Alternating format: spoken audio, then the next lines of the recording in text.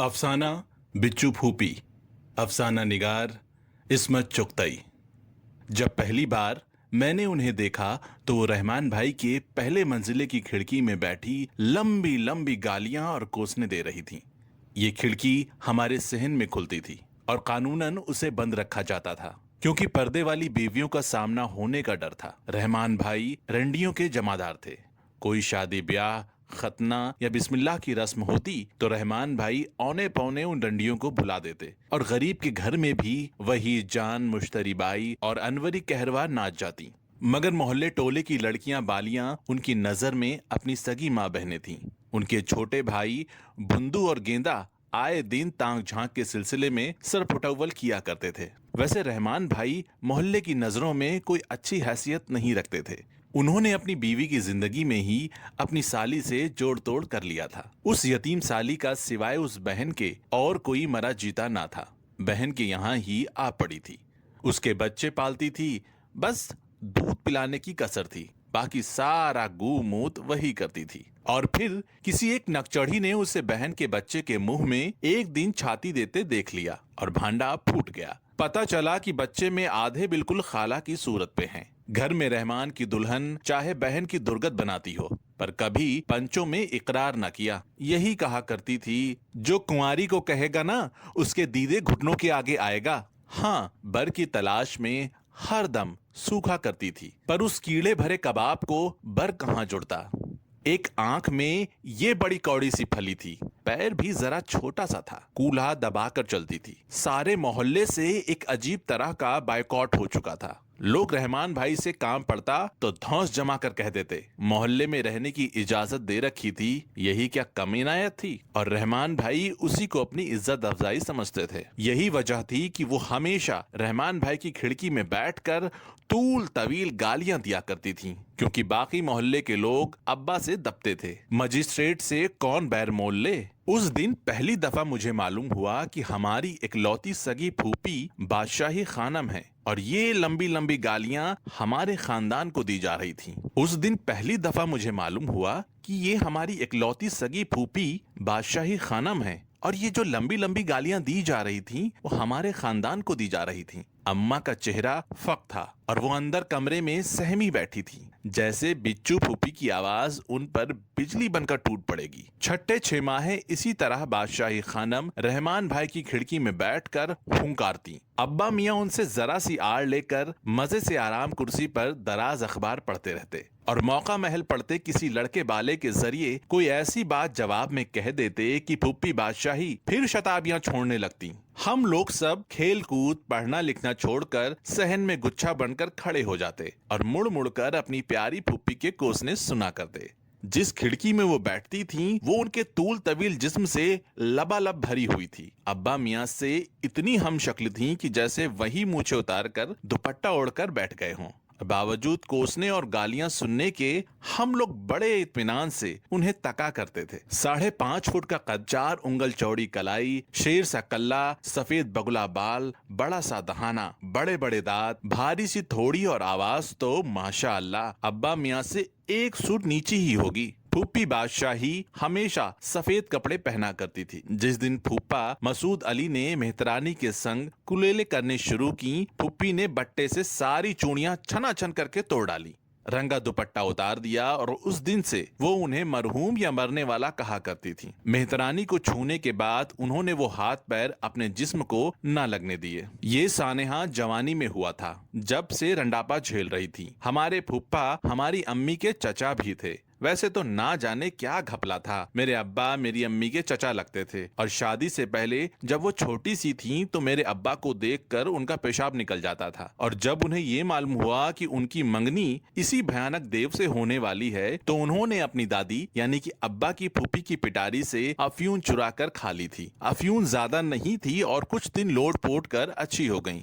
उन दिनों अब्बा अलीगढ़ कॉलेज में पढ़ते थे। उनकी बीमारी की खबर सुनकर इम्तिहान छोड़कर भागे। बड़ी मुश्किल से हमारे नाना, जो अब्बा के फूफीजाद भाई भी थे और बुजुर्ग दोस्त भी, उन्होंने समझा बुझाकर वापस इम्तिहान देने भेजा था। जितनी देर वो रहे भूखे प्यासे टहलते रहे। अधखुली आंख से मेरी अम्मा ने उनका चौड़ा चकला साया पर्दे के पीछे बेकरारी से तड़पते देखा। उमराव भाई, अगर उन्हें कुछ हो गया तो? देव की आवाज लरज रही थी। नाना मियाँ खूब हंसे। नहीं बिरादर, खातिर जमा रखो, कुछ ना होगा।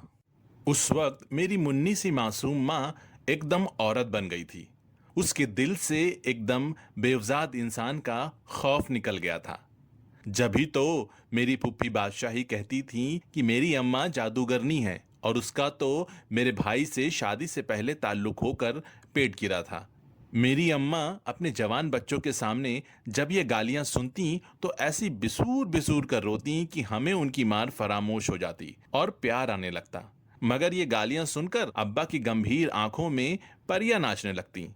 वो बड़े प्यार से नन्हे भाई के जरिए कहलवाते, क्यों फूफी, आज क्या खाया है? तेरी मैया का कलेजा।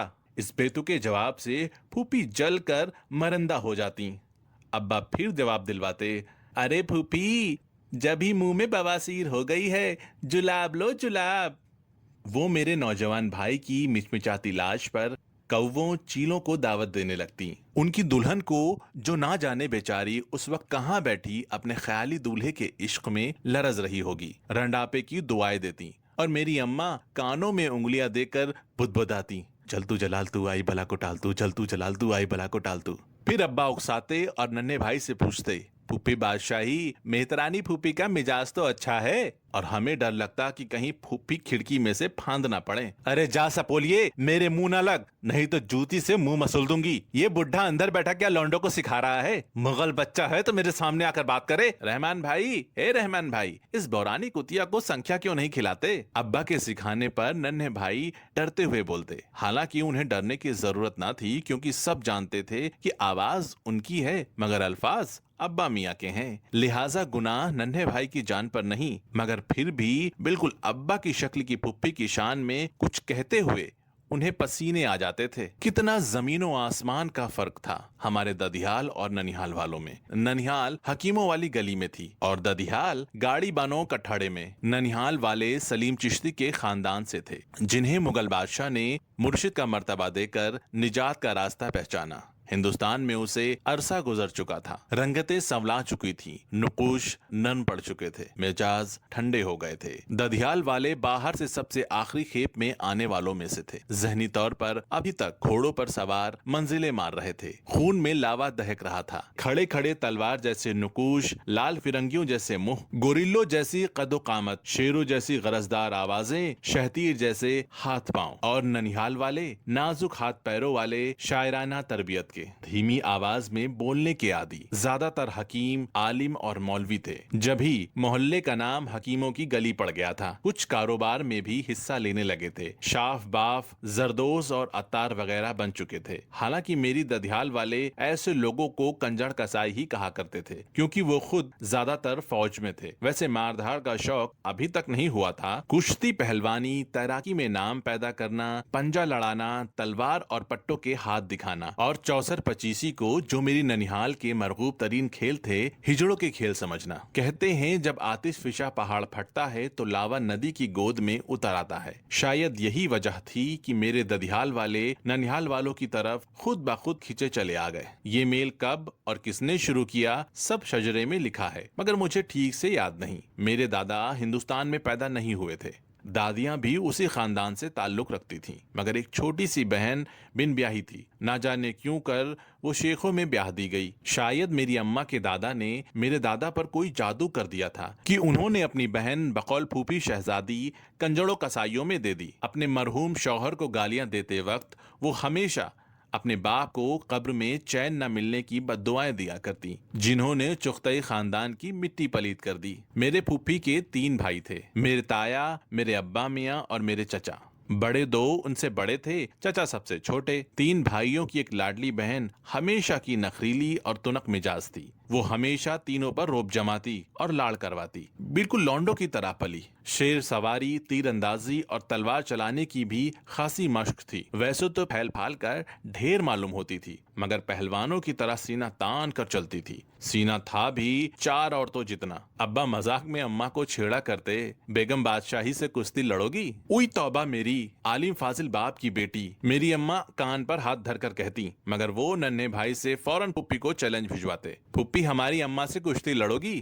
ہاں ہاں، بلا اپنی اماں کو، آ جائے خم ٹھوک کر۔ ارے الو نہ بنا دوں تو مرزا کریم بیگ کی اولاد نہیں، باپ کا نطفہ ہے تو بلا ملا زادی کو۔ اور میری اماں اپنا لکھنؤ کا بڑے پائچوں والا پاجامہ سمیٹ کر کونے میں دبک جاتی۔ پھپھی بادشاہی، دادا میاں گنوار تھے نا، بڑے نانا جان انہیں آمد نام پڑھایا کرتے تھے۔ ہمارے برنانا کے دادا جان نے کبھی دادا کو کچھ پڑھا لکھا دیا ہوگا۔ ابا میاں چھیڑنے کو بات توڑ مروڑ کر کہلواتے۔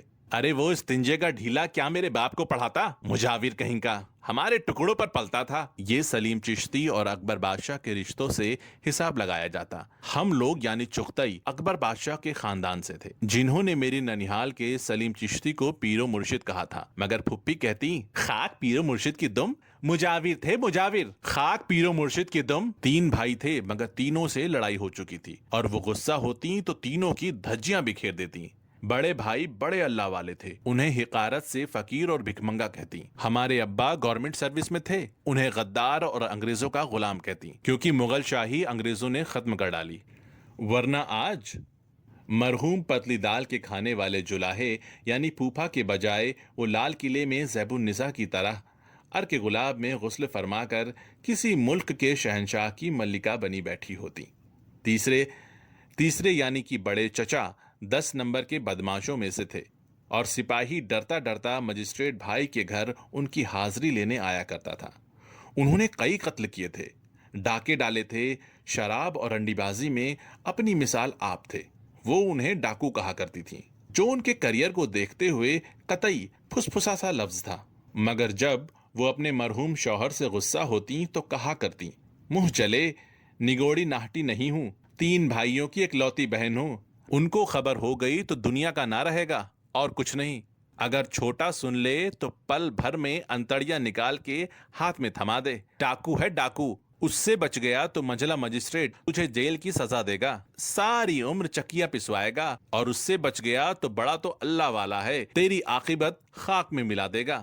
دیکھ مغل بچی ہوں، تیری اماں کی طرح شیخانی فتانی نہیں، مگر میرے پھوپھا اچھی طرح جانتے تھے کہ تینوں بھائی ان پر رحم کھاتے ہیں، اور وہ بیٹھے مسکراتے رہتے ہیں، وہی میٹھی میٹھی زہریلی مسکراہٹ جس کے ذریعے سے میرے ننیحال والے ددھیال والوں کو برسوں سے جلا رہے ہیں۔ ہر عید بقرعید کو میرے ابا میاں بیٹوں کو لے کر عید گاہ سے سیدھے پھوپھی اماں کے ہاں کوسنے اور گالیاں سننے جایا کرتے۔ وہ فوراً پردہ کر لیتی اور کوٹری میں سے میری جادوگرنی ماں اور ڈاکو ماموں کو کوسنے لگتی، نوکر کو بلا کر سوئیاں بھجواتی، مگر یہ کہتی پڑوسن نے بھیجی ہے، ان میں زہر تو نہیں ملا ہوا ہے۔ ابا چھیڑنے کو کہتے اور پھر ساری ننیحال کے چیتھڑے بکھیرے جاتے۔ سوئیاں کھا کر عیدی دیتے تو وہ فوراً زمین پر پھینک دیتی، اپنے سالوں کو دو، وہی تمہاری روٹیوں پر پلے ہیں، اور ابا چپ چاپ چلے آتے۔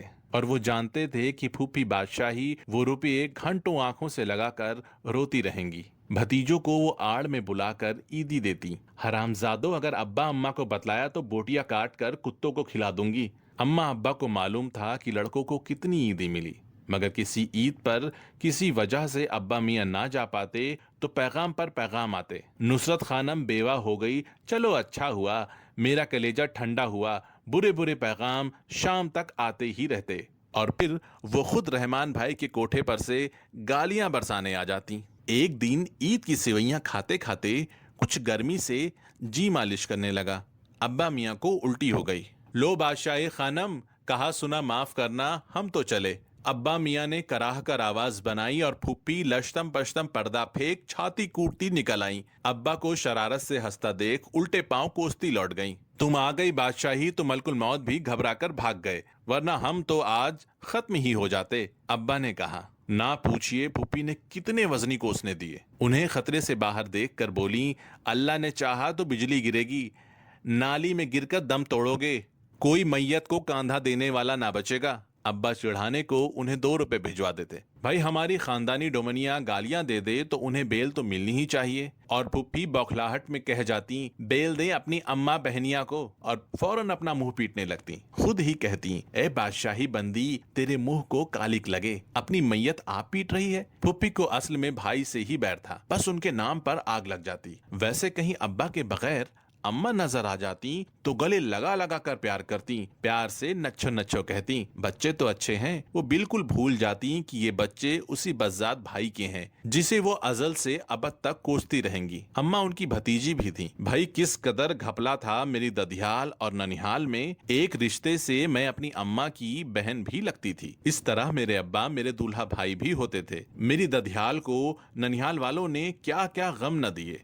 गजब तो जब हुआ जब मेरी पुप्पी की बेटी मसर्रत खानम जफर मामू को दिल दे बैठी। हुआ ये कि मेरी अम्मी की दादी यानी अब्बा की फूफी जब लबे दम हुई तो दोनों तरफ के लोग तीमारदारी को पहुंचे। मेरे मामू भी अपनी दादी को देखने गए, मसर्रत खानम भी अपनी अम्मा के साथ उनकी पुप्पी देखने आई। बादशाही पुप्पी को कुछ डर खौफ तो था नहीं। वो जानती थी कि मेरे ननिहाल वालों की तरफ से उन्होंने अपने औलाद की दिल में इत्मीनान बख्श हद तक नफरत भर दी है। और 15 बरस की मसर्रत खानम का भी सीन ही क्या था। अम्मा के कूल्हे से लग कर सोती थी, दूध पीती ही तो उन्हें लगती थी। और जब मेरे मामू ने अपनी करंजी शरबत भरी आंखों से मसर्रत जहां के लचकदार सरापे को देखा तो वो वहीं के वहीं जम कर रह गईं। दिन भर बड़े बूढ़े तीमारदारी कर कर थक कर सो जाते तो ये फर्मा बरदार बच्चे सिरहाने बैठे मरीजा पर कम एक दूसरे पर ज्यादा निगाह रखते। जब मसर्रत जहां बर्फ में तर कपड़ा बड़ी बी के माथे पर बदलने को हाथ बढ़ाती तो जफर मामू का हाथ वहां पहले से ही मौजूद होता। दूसरे दिन बड़ी बी ने पट से आंखें खोल दी, लरसती कांपती गाव तकिए के सहारे उठ बैठी। उठते ही सारे खानदान के जिम्मेदार लोगों को तलब किया। जब सब जमा हो गए तो हुक्म हुआ, काजी को बुलवाओ। परेशान कि बुढ़िया काजी को क्यों बुला रही है, क्या आखिरी वक्त सुहाग रचाएगी? किसी को दम मारने की हिम्मत थी? दोनों का निकाह पढ़वाओ। लोग चकराए, किन दोनों का? मगर इधर मसर्रत जहां पट से बेहोश होकर गिरी और उधर जफर मामू बौखला कर बाहर चले। चोर पकड़े गए, निकाह हो गया। बादशाही फूफी सन्नाटे में रह गईं। हालांकि कोई खतरनाक बात ना हुई थी, दोनों ने सिर्फ हाथ पकड़े थे।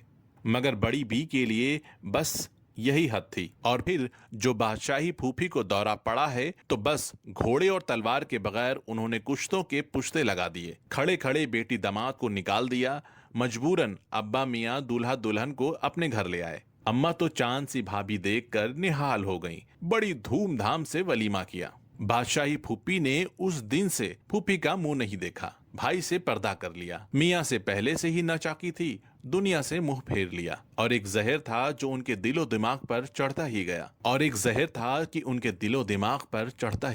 जिंदगी सांप के फन की तरह डसने लगी। बुढ़िया ने पोते के लिए मेरी बच्ची को फंसाने के लिए मकर गांठा था। वो बराबर यही कहे जाती, क्योंकि वाकई वो उसके बाद 20 साल तक और जी। कौन जाने ठीक ही कहती हो फूफी। मरते दम तक भाई बहन में मेल न हुआ। जब अब्बा मियाँ पर फालिस का चौथा हमला हुआ और बिल्कुल ही वक्त आ गया तो उन्होंने फूफी बादशाही को कहलवा भेजा, बादशाही खानम, हमारा आखिरी वक्त है, दिल का अरमान पूरा करना हो तो आ जाओ। न जाने उस पैगाम में क्या तीर छुपे थे। भैया ने फेंके और बहनिया के दिल में तराजू हो गए। हलहलाती, छाती कूटती, सफेद पहाड़ की तरह भूचाल लाती हुई बादशाही खानम उस डेवढ़ी पर उतरी जहां अब तक उन्होंने कदम नहीं रखा था। लो बादशाही, तुम्हारी दुआ पूरी हो रही है। अब्बा मियाँ तकलीफ में भी मुस्कुरा रहे थे। उनकी आंखें अब भी जवान थीं। फूफी बादशाही बावजूद बालों के वही मुन्नी सी बिच्छू लग रही थी जो बचपन में भाइयों से मचल कर बात मनवा लिया करती थी। उनकी शेर जैसी खुर्राट आंखें